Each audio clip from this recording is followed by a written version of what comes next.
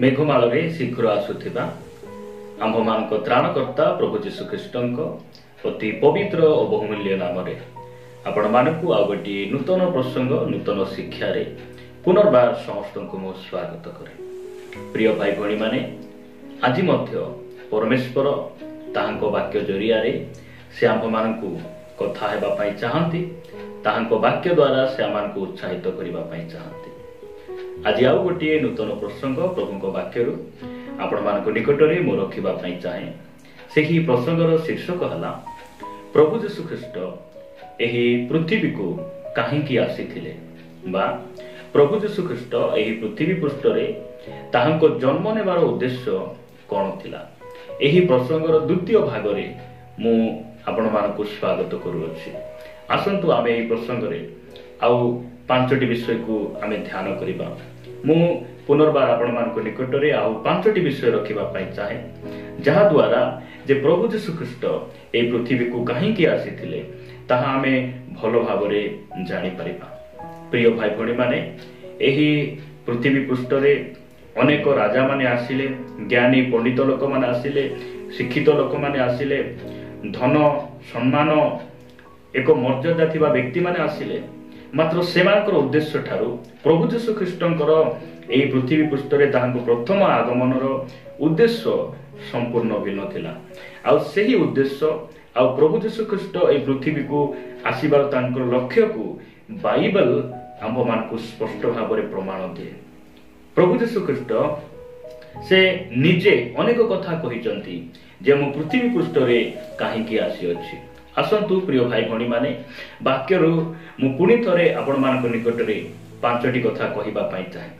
मो सहित आपण माने माथ्यू लिखित सुसमाचार को आसीबे। माथ्यू लिखित सुसमाचार 20 अध्याय 28 पद रे ए प्रकार लिखा जाए, जेपरि मनुष्य पुत्र मध्य सेवा पाइबाकू आसी नाहंते, मात्र सेवा करिबाकू ओ अनेकंक निमंते मुक्तिर मूल्य स्वरूपे प्राण देबाकू आसी अछंती। प्रभुଙ୍କ नामर गौरव हो। प्रिय भाई भणी माने प्रभु यीशु ख्रीष्ट एई पृथ्वी पृष्ठ रे से काहेकि आसीथिले। प्रथम रे से कहउचंती जे से सेवा पाइबा पई आसी नथिले, से सेवा करिबा पई आसीथिले। एही पृथ्वी रे अनेक मान्यगण्य व्यक्ति माने आसिले, पंडित, धनवान, प्रभावशाली, महाविक्रमी लोक माने आसिले। सेमाने सेवा पाइबा पई आसिले, सेमानकु सेवा दरकार अछि। किंतु प्रभु यीशु ख्रीष्ट ए पृथ्वी रे से एथि पई आसिले से जेपरि दिनहीन मानकर उपकार करन्ते, से अन्य गरीब श्रेणीर लोक मानकु से मंगल प्रदान करन्ती, रोगग्रस्त लोक मानकु सुस्थ करन्ती, आ पाप रे थिबा मनुष्य को से कोन करन्ती, परित्राण दियंती, आ मृत्यु मानकु उठांती। सेति पई से आसीथिले। प्रभुଙ୍କ नामर गौरव हो। ए पृथ्वी रे ए प्रकार गुरु किए अछि, ए प्रकार प्रभु किए अछि, आपणा भक्त मानकर पाद को धोइछि, आपणा शिष्य मानकर पाद को धौत करिसंती। जदि किए पृथ्वी रे अछंती से होचंती एकमात्र व्यक्ति, आ ताहांक नाम यीशु ख्रीष्ट। ताहांकर मानवीय जीवन भयंकर अटे। से परमेश्वर अटंती, मात्र स्वर्गर परमेश्वर हेले मध्य ताहांकर जन्म गुहाल घर रे, आ ताहांकर बंचिबार जीवन शैली से एक साधारण भाव रे बंचिले। आ मृत्युर पूर्व रे शेष समय रे से आपना शिष्य मानकर पाद को से धौचंती। ताहांकर शिष्य मानकर पाद को प्रक्षालन करी से ताहांकर सेवा करूचंती, आ ताहांकर मृत्यु क्रूस रे होउछि। प्रिय प्रभुଙ୍କ लोक माने प्रभु यीशु ख्रीष्ट से ए पृथ्वी पृष्ठ रे एथि पई आसीथिले से जेपरि हमर सेवा करंती, मानव जातिर सेवा करिया पई से आसीथिले। शेषरे लेखा जाउछि, सेवा करिबाकू ओ अनेकंक निमंते मुक्तिर मूल्य स्वरूपे प्राण देबाकू आसी अछंती। प्रभु आमानकु अनुग्रह करंतु ए सब वाक्य को बुझिबा पई। से कार प्राण नेबा पई आसी नथिले, कहार प्राण नेबा पई आसी नथिले, से काकू ख्रिस्टियन करि देबा पई, धर्म परिवर्तन करिया पई से आसी नथिले। सेथि पई आसीथिले निज जीवन देई से जेपरि अन्य मानकु उद्धार करंती, निज जीवन देई अन्य मानकु मुक्ति दियंती, परित्राण दियंती। सेथि पई से एई धरा पृष्ठ को आसीथिले मनुष्य जेते चाहिले मध्य तार सर्वस्व देई देले मध्य निज जीवन देई देले मध्य से परित्राण पाई पारे नाही आ सेही परित्राणर मुक्ति बा मुक्तिर से मूल्य स्वरूपे प्रभु यीशु ख्रीष्ट एई धरा पृष्ठ को आसिले आउ सी कौन कले निजे बलि हेले निज जीवन देले जेपरि ताहांगठार विश्वास करी समग्र पृथ्वीर मानव समाज मानव जाति जेपरि सेही मुक्तिर मूल्य बा मुक्तिर सेही वास्तवता सेही परित्राण को अन्य माने जे प्रकार पाई पारंत। प्रिय भाई भणी माने परमेश्वर से आसी एई सब विषय निज जीवन रे से कौन कले आम पाई से दुख कष्ट उठाइले आउ से दुख को भोग कले जो द्वारा आमे माने मुक्ति पाओ। मु द्वितीय विषय आपण मान निकट रे रखिबा पई चाहे आपण माने मो सहित जोहन लिखित सुसमाचार को आसीबे। जोहन लिखित सुसमाचार आपण माने 10 अध्याय 10 पद प्रति ध्यान देबे। जोहन लिखित सुसमाचार 10 अध्याय 10 पद रे प्रकार लिखा जाए चोर केवल चोरी बोध और विनाश करिबा निमंते आसे से माने जेपरि जीवन पांती और प्रचुर भाव पांती एथि निमंते मु आसी अछि। प्रभु यीशु ख्रीष्ट निजे कहउछन्ति चोर केवल चोरी करिबा पय आसे बोध विनाश करिबा पय आसे किंतु मु एथि पय आसी नै। मु काहे के आसीछि तुम्हे माने जेपरि जीवन नुहे तुमे प्रचुर जीवन पाइब। ये प्रचुर जीवन कौन यह अनंत जीवन। प्रभु का नाम गौरव हो। परमेश्वर आमको अनंत जीवन देवा पई आसिले। शैतान आम चतुर्पार्श्व रे घेरी थिला आमको विनाश करिबा पई आमको आम जीवन को नष्ट करिबा पई मात्र प्रभु यीशु ख्रीष्ट आसिले आ शैतान रो समस्त अस्त्र शस्त्र को छड़ाई शैतान को से पराजय कले आ शैतान हरण करथिबा सेई जीवन अर्थात शैतान विनाश करथिबा आमर भविष्य अनंत काल से भविष्य को प्रभु यीशु ख्रीष्ट पुनर्बार से आमको फेराई देले आ से विनाश आमको उद्धार कले अनंत जीवन देवा पाई से आसिले। प्रिय भाई भणी माने जीवन के देई पारे एई पृथ्वी रे जहा किछि देबार अछि पृथ्वी रे समस्त देई पारिबे किंतु जीवन केवल यीशु देई पारंती। आ आपनक पाखरे जदि केही आपनक 1000 टंका मागुचंती जदि आपनक पाखरे 1000 टंका नाही ताहले आपण अन्य को देई पारिबे नै। जदि आपनक पाखरे 1000 टंका अछि ताहले के जदि आपनको मागुचंती आपण देई पारिबे। प्रिय भाई भणी माने परमेश्वर प्रभु यीशु ख्रीष्ट से जीवन देई पारंती काहे कि जीवन तांको पाखरे रहिछि आ से निजे जीवन अटंती। से कहले मु पथ सत्य आ जीवन मो देई न गले के पितांको निकट को जाय नै। जोहन 17:3 रे लिखा जाय एकमात्र सत्य ईश्वर हेउचंती सेही प्रभु यीशु ख्रीष्ट आ ईश्वर को आ तांको प्रेरित सेही प्रभु यीशु ख्रीष्ट को जानिबा अनंत जीवन अटे। प्रभु आमको अनंत जीवन देवा पई आसिले। प्रभु को नाम गौरव हो। मु आपण मान निकट रे तृतीय विषय रखिबा पई चाहे। तृतीय विषय आपण माने मो सहित लूक लिखित सुसमाचार को आसीबे। लूक लिखित सुसमाचार 19 अध्याय लूक लिखित सुसमाचार 19 अध्याय 10 पद रे ए प्रकार लिखा जाए कारण जहा हजी अछि ताहा खोजी रक्षा करिबाकू मनुष्य पुत्र आसी अछंती। प्रभु यीशु ख्रीष्ट से कहीं पृथ्वी को आसिले तांकर जन्म नेबार उद्देश्य कौन जहा हजी अछि ताहा खोजी रक्षा करिबा निमंते से आसीथिले। कौन हजिथिला से हजिथिबार विषय कौन अटे से वस्तु कौन अटे सुना नुहे टंका नुहे मनुष्य हजी जाइथिले आउ से हजी जाइथिबा मनुष्य मान को खोजिबा पाई से आसिले। आज मध्य अनेक लोक हजिचंती पैसार बंधन रे कौन सी झीर बंधन रे पुअर बंधन रे से माने हजी अछंती आ प्रभु एई क्रिसमस एई बड़ दिन मानकरे ताहांकु खोजिबा पाई ताहांकर दास मानक माध्यम रे ताहांको वाक्य माध्यम रे आज मध्य से खोजी रक्षा करिया पाई से चाहंती। मनुष्य हजी जाइतिबा समय रे खोजी रक्षा करिबा निमंते परमेश्वर बा प्रभु यीशु ख्रीष्ट एई पृथ्वी पृष्ठ को से आसीथिले। प्रभु को नाम गौरव हो। ବାହିନୀଭୂତ ଲାଗିଥିବା ଜଣେ ବ୍ୟକ୍ତି ଯେ କି ନିଜ ପରିବାରରେ ରହିବା କଥା, ନିଜ ମା ବାପା ସ୍ୱାମୀ ସ୍ତ୍ରୀ ପାଖରେ ରହିବା କଥା, ମାତ୍ର ତାକୁ କେହି ମଧ୍ୟ କଣ କରିପାରୁନାହାନ୍ତି, ତାକୁ ଭଲ କରିପାରୁନାହାନ୍ତି, ସୁସ୍ଥତା ଦେଇପାରୁନାହାନ୍ତି। ଆଉ ଜଞ୍ଜିରରେ ବାନ୍ଧି ବାନ୍ଧି ସେମାନେ ହାଲିଆ ହେଇଗଲେ, ଆଉ କିଛି କରି ନ ପାରି ତାକୁ ଛାଡ଼ିଦେଲେ। ସେ ସମାଧି ସ୍ଥାନରେ ରହି ଚିତ୍କାର କରୁଥିଲା। ଏହି 6000ରୁ ଉର୍ଦ୍ଧ୍ୱ ଭୂତ ଲାଗିଥିବା ଜଣେ ବ୍ୟକ୍ତିକୁ ସେମାନେ କିଛି କରି ନ ପାରି ଛାଡ଼ିଦେବାର ସମୟରେ ବାକ୍ୟ କହୁଛି, ଆପଣ ମାର୍କ ଲିଖିତ ସୁସମାଚାର 5 ଅଧ୍ୟାୟ ପଢିଲେ ଜାଣିପାରିବେ। ବାକ୍ୟ କହେ ଯେ ପ୍ରଭୁ ଯୀଶୁ ଖ୍ରୀଷ୍ଟ ସମୁଦ୍ର ପାର ହୋଇ ସେହି ହଜିଥିବା ବ୍ୟକ୍ତିକୁ ସେ ଖୋଜିବା ପାଇଁ ଯାଉଛନ୍ତି।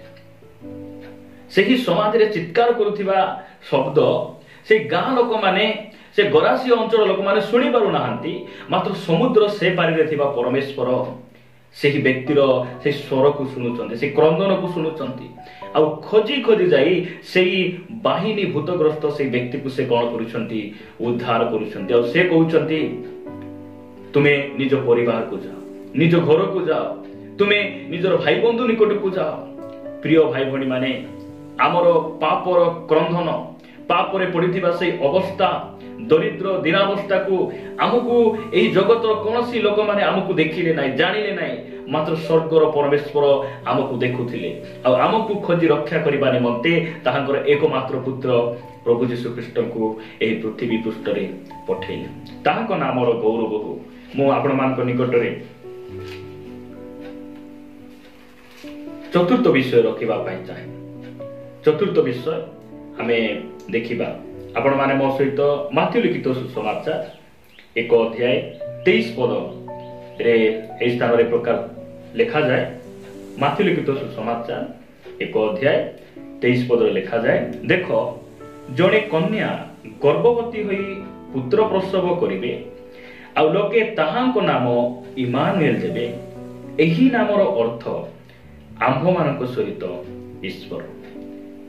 ଆମ୍ଭମାନଙ୍କ ସହିତ ଗୁରୁ ନୁହେଁ, ଆମ୍ଭମାନଙ୍କ ସହିତ ପଣ୍ଡିତ ନୁହେଁ, ଆମ୍ଭମାନଙ୍କ ସହିତ ଦେବତା ନୁହେଁ, ଆମ୍ଭମାନଙ୍କ ସହିତ ଈଶ୍ୱର। ପ୍ରିୟ ଭାଇ ଭଉଣୀ ମାନେ, ମୁଁ କହିବା ପାଇଁ ଚାହେଁ, ପ୍ରଭୁ ଯୀଶୁ ଖ୍ରୀଷ୍ଟ ଏହି ପୃଥିବୀକୁ କାହିଁକି ଆସିଥିଲେ? ସେ ଯେପରି ଆମ ସଙ୍ଗରେ ବାସ କରନ୍ତି, ମନୁଷ୍ୟମାନଙ୍କ ସହିତ ସେ ଗମନାଗମନ କରନ୍ତି, ଏଥିପାଇଁ ସେ ଆସିଥିଲେ। ପ୍ରଥମ ମନୁଷ୍ୟ ଆଦମ ଆଉ ହବାକୁ ପରମେଶ୍ୱର ଏଦେନ ଉଦ୍ୟାନରେ ରଖିଲେ, ଆଉ ତାଙ୍କ ସହିତ ସହଭାଗିତା କରିବା ପାଇଁ, ଦିନାବସାନ ସମୟରେ ତାଙ୍କ ସହିତ ସହଭାଗିତା କଥାବାର୍ତ୍ତା କରିବା ପାଇଁ ପ୍ରତିଦିନ ଆସୁଥିଲେ। ଆଉ ସେହି ସ୍ଥାନରେ ସେମାନେ ଶୈତାନର କଥାକୁ ମାନି ସେମାନେ ଈଶ୍ୱରଙ୍କ ଆଜ୍ଞାକୁ କଣ କଲେ? ଉଲ୍ଲଂଘନ କଲେ। ଆଉ ସେଇଦିନ ମନୁଷ୍ୟ ଆଉ ପରମେଶ୍ୱରଙ୍କ ମଧ୍ୟରେ ସମ୍ପର୍କ ବିଚ୍ଛେଦ ହୋଇଗଲା, ସମ୍ପର୍କ କଟିଗଲା। ସେହି ସମ୍ପର୍କକୁ ପୁନର୍ବାର ଯୋଡ଼ିବା ପାଇଁ ପ୍ରଭୁ ଯୀଶୁ ଖ୍ରୀଷ୍ଟ ଏହି ପୃଥିବୀରେ ଆସିଲେ। ସେ ଯେପରି ମନୁଷ୍ୟମାନଙ୍କ ମଧ୍ୟରେ ବାସ କରନ୍ତି, ମନୁଷ୍ୟମାନଙ୍କ ସହିତ ସେ ଗମନାଗମନ କରନ୍ତି, ଏଥିପାଇଁ ସେ ଏହି ଧରା ପୃଷ୍ଠକୁ ଆସିଲେ। ପ୍ରିୟ ଭାଇ ଭଉଣୀ ମାନେ, ମୁଁ କହିବା ପାଇଁ ଚାହେଁ, ଏହି ବଡ଼ଦିନ ମାନଙ୍କରେ ପରମ୍ପରା ଆମ ସଙ୍ଗରେ ରହିବା ଅପେକ୍ଷା ପିଠାପଣା, ନୂଆ ଲୁଗାପଟା, ଖାଇବା ପିଇବା, ଆମର ବିଭିନ୍ନ ରୀତିବିଧି ଗୁଡ଼ିକ ଆମ ସଙ୍ଗରେ ରହିବା ଅପେକ୍ଷା ଯୀଶୁ ଯଦି ଆମ ସଙ୍ଗରେ ରହିବେ, ତାହେଲେ ଆମ ଜୀବନ ଧନ୍ୟ ହେଇଯିବ।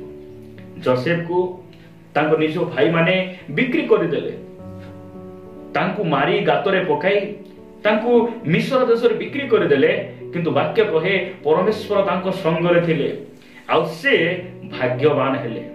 ତାଙ୍କୁ ବିନା କାରଣରେ କାରାଗାରରେ ପକାଇ ଦିଆଗଲା। କାରାଗାର ଜେଲ ଦଣ୍ଡ ସମୟରେ ମଧ୍ୟ ପରମେଶ୍ୱର ତାଙ୍କ ସଙ୍ଗରେ ଥିଲେ। ଆଉ ପରମେଶ୍ୱର କାରାଗାରରୁ ବାହାର କରି ମିଶ୍ର ଦେଶର ପ୍ରଧାନମନ୍ତ୍ରୀ କଲେ।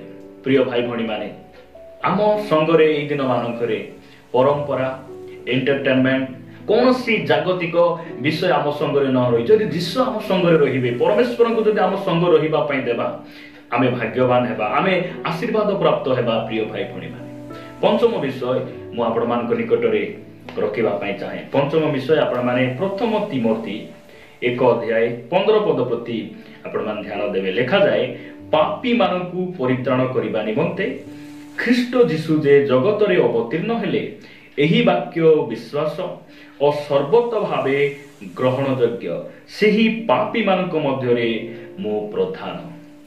ସାଧୁ ପାଉଲ ତିମୋଥୀ ନିକଟକୁ ଏହି ପତ୍ର ଲେଖୁଛନ୍ତି ଆଉ ସେ ନିଜେ କହୁଛନ୍ତି ପାପୀମାନଙ୍କ ମଧ୍ୟରୁ ମୁଁ ଗୋଟେ ବଡ଼ ପାପୀ, ମାତ୍ର ପ୍ରଭୁ ମୋତେ କଣ କଲେ? ପରିତ୍ରାଣ କଲେ। ସେହି ଯୀଶୁ ଖ୍ରୀଷ୍ଟ ଯାହାକୁ ମୁଁ ସତାଉଥିଲି, ଯାହାକୁ ମୁଁ ନିନ୍ଦା ତାଳନା କରୁଥିଲି, ଯାହାକୁ ମୁଁ କଷ୍ଟ ଦେଉଥିଲି, ସେ ମୋତେ ଦାମାସ୍କସ୍ ପଥରେ ସେ ମୋତେ ଦର୍ଶନ ଦେଲେ ଆଉ ସେ ମୋତେ କଣ କଲେ? ପରିତ୍ରାଣ କଲେ। ମୋତେ ଯିହୁଦୀ ମାନଙ୍କ ଦ୍ୱାରା ମିଳିଥିବା ସେହି ଧର୍ମଶାସ୍ତ୍ର ବିଧିବିଧାନ ମୋତେ କୌଣସି ଧର୍ମକର୍ମ ପରିତ୍ରାଣ ଦେଇପାରିଲା ନାହିଁ, ମାତ୍ର ପ୍ରଭୁ ଯୀଶୁ ଖ୍ରୀଷ୍ଟ ଯେ ବେଥଲେହେମରେ ମାନବ ରୂପ ଧାରଣ କରି ଆସିଲେ ସେ ମୋତେ ପରିତ୍ରାଣ କଲେ। ଆଉ ସେଇ କଥାକୁ ସେ କଣ କରୁଛନ୍ତି? ଅନେକ ତାଙ୍କର ପତ୍ରରେ ସେ ଲେଖୁଛନ୍ତି। ପ୍ରିୟ ଭାଇ ଭଉଣୀ ମାନେ, ପ୍ରଭୁ ଯୀଶୁ ଖ୍ରୀଷ୍ଟ ଏଥିପାଇଁ ସେ ଏହି ପୃଥିବୀକୁ ଆସିଥିଲେ, ସେ ଯେପରି ପାପୀ ମାନଙ୍କୁ କଣ କରନ୍ତି? ପରିତ୍ରାଣ କରନ୍ତି, ପରିତ୍ରାଣ କରନ୍ତି। ତାହାଙ୍କ ଛଡ଼ା ଆପଣା ପ୍ରଭୁ ଯୀଶୁ ଖ୍ରୀଷ୍ଟଙ୍କର ଶିଷ୍ୟମାନେ ପିତର, ଜହନ ଏମାନେ ସମସ୍ତେ ଯେବେ ପ୍ରଚାର କରୁଛନ୍ତି ଯେ ତାହାଙ୍କ ଛଡ଼ା ଆଉ କାହାଠାରେ ପରିତ୍ରାଣ ନାହିଁ। ସେ এই পৃথিবী পৃষ্ঠରେ କୌଣସି ଧର୍ମ ଦେବା ପାଇଁ ସେ ଆସି ନଥିଲେ। ଏହି ପୃଥିବୀରେ ସେ ଧର୍ମ ପରିବର୍ତ୍ତନ କରିବା ପାଇଁ ଆସି ନଥିଲେ, ଆମକୁ ଘର ଦ୍ୱାର ଟଙ୍କା ସୁନା ଦେବା ପାଇଁ ଆସି ନଥିଲେ, ଆମର ପାପକୁ କ୍ଷମା କରିବା ପାଇଁ। ମନୁଷ୍ୟ ପାପୀ ଅଟେ। ଦାଉଦ ଲେଖୁଛନ୍ତି ଗୀତ ସଂହିତା 51:5 ଲେଖୁଛନ୍ତି ଯେ ମୁଁ ପାପରେ ନିର୍ମିତ ହେଲି ଆଉ ପାପରେ ମୋର ମାତା କଣ କଲା? ମୋତେ ଗର୍ଭଧାରଣ କଲା। ସେଥିପାଇଁ ଆମେ ଜନ୍ମରୁ ପାପୀ ଅଟୁ ଆଉ ସେହି ପାପରୁ ପରିତ୍ରାଣ କରିବା ପାଇଁ, ଆମକୁ ପାପରୁ ଉଦ୍ଧାର କରିବା ପାଇଁ ପ୍ରଭୁ ଯୀଶୁ ଖ୍ରୀଷ୍ଟ ଏହି ଧରା ପୃଷ୍ଠକୁ ଆସିଲେ। ଯଦି ଏଫେସୀୟ ପୁସ୍ତକ ସାଧୁ ପାଉଲଙ୍କ ପତ୍ର ଏଫେସୀୟ ପୁସ୍ତକ 1:5 ଯଦି 1 ଆପଣ ମାନେ 7 ପଦ ପଢିବେ, ଲେଖାଯାଉଛି ତାହାଙ୍କ ଅନୁଗ୍ରହ ରୂପ ନିଧି ଅନୁସାରେ ଆମ୍ଭେମାନେ ସେହି ପ୍ରିୟତମଙ୍କ ଠାରେ ତାହାଙ୍କ ରକ୍ତ ଦ୍ୱାରା ମୁକ୍ତି ଅର୍ଥାତ୍ ଅପରାଧ ସବୁ କ୍ଷମା ପ୍ରାପ୍ତ ହୋଇଅଛୁ। ଆମ ଉପରେ ଗୋଟେ ଅପରାଧ ଥିଲା, ପାପର ବେତନ ମୃତ୍ୟୁ। ସେଇ ମୃତ୍ୟୁ ଆମ ଉପରେ ଅଧିକାର କରୁଥିଲା ଆଉ ଶେଷ ଆଦମ ସ୍ୱରୂପେ ଯେ ପ୍ରଭୁ ଯୀଶୁ ଖ୍ରୀଷ୍ଟ ଏହି ଧରାପୃଷ୍ଠକୁ ଆସିଲେ ଆଉ ସେଇ ମୃତ୍ୟୁର ଅଧୀନରୁ ସେ ଆମକୁ କଣ କଲେ? ଉଦ୍ଧାର କଲେ। ସମସ୍ତ ଅପରାଧ ପାପକୁ ସେ କ୍ଷମା କଲେ। ଏବଂ ଆମେ ପୂର୍ବ ପ୍ରଥମ ଭାଗରେ ଆମେ ଦେଖିଲୁ ଯେ ସେଇଥିରୁ ଆମକୁ କ୍ଷମା କଲେ ଆଉ ଦ୍ୱିତୀୟରେ ସେ କଣ କଲେ? ପାପର ଶକ୍ତିରୁ ସେ ଆମକୁ କଣ କରୁଛନ୍ତି? ପ୍ରତି ସମୟରେ ସେ ଆମକୁ ଉଦ୍ଧାର କରୁଛନ୍ତି। ତାହାଙ୍କର ପବିତ୍ର ଆତ୍ମାଙ୍କର ଶକ୍ତି, ଅନୁଗ୍ରହର ଶକ୍ତି ଦ୍ୱାରା ସେ ଆମକୁ ପାପର ଶକ୍ତି ଉପରେ ସେ ଜୟ ପ୍ରଦାନ କରୁଛନ୍ତି। ପ୍ରଭୁଙ୍କ ନାମର ଗୌରବ ହଉ। ପ୍ରିୟ ଭାଇ ଭଉଣୀ ମାନେ, ପ୍ରଭୁ ଆମମାନଙ୍କୁ ଅନୁଗ୍ରହ କରନ୍ତୁ। ସେଥିପାଇଁ ଯୀଶୁ ଖ୍ରୀଷ୍ଟ ଏହି ପୃଥିବୀକୁ କାହିଁକି ଆସିଥିଲେ? ସେ ସେବା କରିବାକୁ ନ ଆସି ସେବା ପାଇବାକୁ ନ ଆସି ସେ ସେବା କରିବା ପାଇଁ ଆସିଥିଲେ। ସେ କାହିଁକି ଆସିଥିଲେ? ସେ ଆମକୁ ଜୀବନ ଦେବା ପାଇଁ ଆସିଲେ, ଆମକୁ ବିନାଶ କରିବା ପାଇଁ, ବଧ କରିବା ପାଇଁ ଶୈତାନ ଆସେ, କିନ୍ତୁ ଯୀଶୁ ଖ୍ରୀଷ୍ଟ ଆମକୁ ଜୀବନ ଦେବା ପାଇଁ ଆସିଲେ। ଯୀଶୁ ଖ୍ରୀଷ୍ଟ କାହିଁକି ଆସିଲେ? ଆମ ସହିତ ସେ ବାସ କରିବା ପାଇଁ ଆସିଲେ। ପ୍ରଭୁ ଯୀଶୁ ଖ୍ରୀଷ୍ଟ କାହିଁକି ଆସିଲେ? ସେ ଆମକୁ ପାପରୁ ପରିତ୍ରାଣ କରିବା ପାଇଁ ଆସିଲେ। ସେ କାହିଁକି ପୃଥିବୀକୁ ଆସିଥିଲେ? ସେ ଯାହା ହଜି ଅଛି, ଅର୍ଥାତ୍ ହଜି ଯାଇଥିଲୁ, ଆମେ ପଥଭ୍ରଷ୍ଟ ହେଇ ଯାଇଥିଲୁ, ଆମକୁ ଖୋଜି ରକ୍ଷା କରିବା ପାଇଁ ପ୍ରଭୁ ଯୀଶୁ ଖ୍ରୀଷ୍ଟ ଏହି ପୃଥିବୀ ପୃଷ୍ଠକୁ ଆସିଥିଲେ। ପ୍ରଭୁ ଏହି ବାକ୍ୟ ଦେଇ ଆମ ପ୍ରତ୍ୟେକଙ୍କୁ ପ୍ରଚୁର ଭାବରେ ଆଶୀର୍ବାଦ କରନ୍ତୁ।